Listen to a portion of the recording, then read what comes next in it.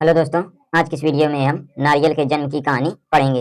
अगर आपने अभी तक पिछले वीडियो नहीं देखे तो देख लें, जिससे कि आपको पढ़ने में आसानी होगी। चलिए वीडियो को शुरू करते हैं। आज हम पढ़ेंगे नारियल के जन्म की कहानी। चलिए शुरू करते हैं। प्राचीन काल में सतव्रत नाम के एक राजा राज करते थे। वह प्रतिदिन पूजा पाठ किया करते थे।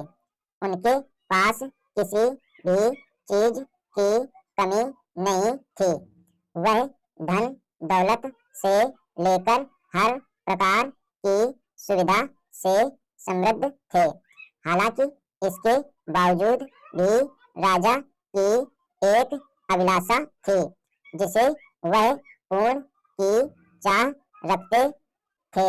दरअसल राजा सतव्रत को किसी प्रकार से स्वर्गलोक जाने की इच्छा थी। वह अपने जीवन में कम से कम एक बार स्वर्गलोक के सौंदर्य को देखना चाहते थे, लेकिन उन्हें इसका मार्ग नहीं पता था। इधर दूसरी तरफ ऋषि विश्वामित्र अपनी तपस्या के लिए घर से बाहर निकले। चलते चलते वह अपनी कुटिया से काफी आगे चले गए थे। काफी समय बीत गया, लेकिन वह नहीं लौटे।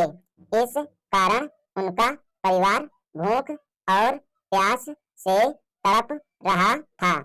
राजा सतव्रत को जब यह पता चला तो उन्होंने ऋषि विश्वामित्र के परिवार के पालन पोषण की जिम्मेदारी ले ली।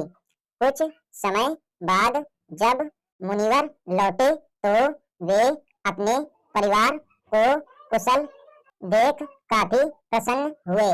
उन्होंने पूछा कि उनकी अनुपस्थिति में किसने उनकी देखभाल की। इस पर ऋषि के परिवार वालों ने बताया कि राजा ने उनके पालन पोषण की जिम्मेदारी उठाई थी। यह सुनकर ऋषि विश्वामित्र तुरंत राजमहल पहुंचे और राजा से मुलाकात की। वहां पहुंचकर उन्होंने सबसे पहले महाराज को धन्यवाद कहा। इस पर राजा ने ऋषि से अपनी इच्छा पूर्ण होने का आशीर्वाद मांगा। राजा की बात सुनकर ऋषि विश्वामित्र ने कहा, बोलिए महाराज, आपको क्या वरदान चाहिए। तब महाराज ने कहा, हे मुनि, मुझे एक बार स्वर्गलोक के दर्शन करने हैं। कृपया करके मुझे वहां जाने का वरदान दें। राजा की प्रार्थना सुनकर ऋषि विश्वामित्र ने एक ऐसा रास्ता बनाया जो स्वर्गलोक की ओर जाता था। यह देख राजा सतव्रत बहुत खुश हुए। वह तुरंत उस रास्ते पर चल पड़े और स्वर्गलोक पहुंच गए। यहाँ पहुंचते ही इंद्र देव ने उन्हें नीचे धक्का दे दिया, जिसके कारण वो सीधे धरती पर जा गिरे।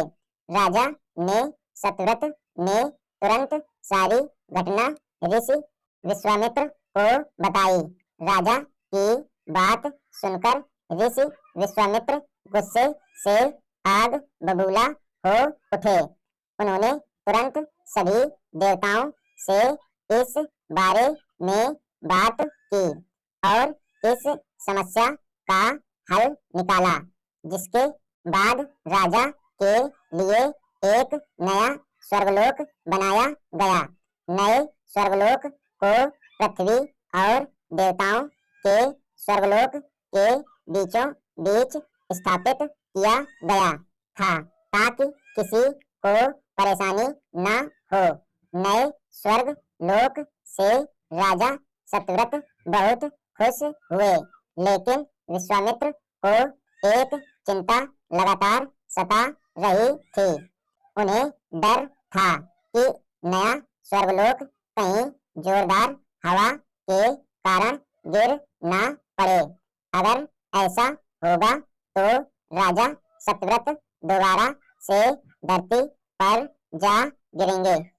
काफी सोच विचार के बाद ऋषि विश्वामित्र को एक उपाय सूझा। उन्होंने नए स्वर्ग लोक के नीचे एक बहुत लंबा खंभा लगा दिया ताकि उसे सहारा मिल सके। ऐसी मान्यता है कि नए स्वर्ग लोक के नीचे लगाया गया खंभा एक विशाल पेड़ के तने के रूप में बदल गया। यही नहीं, कुछ समय पश्चात जब राजा सत्यव्रत की मृत्यु हुई तो उनका सिर एक फल में तब्दील हो गया। तभी से इस खंभे को नारियल का पेड़ कहा जाने लगा। जबकि राजा का सिर नारियल के रूप में जाना गया। यही कारण है कि नारियल का पेड़ इतना लंबा होता है। कहानी से सीख। इस कहानी से हमें यह सीख मिलती है कि अगर सच्चे मन से किसी की मदद करें तो हमारी हर ख्वाहिश पूरी हो सकती है। आज हमने पढ़ा नारियल के जन्म की कहानी।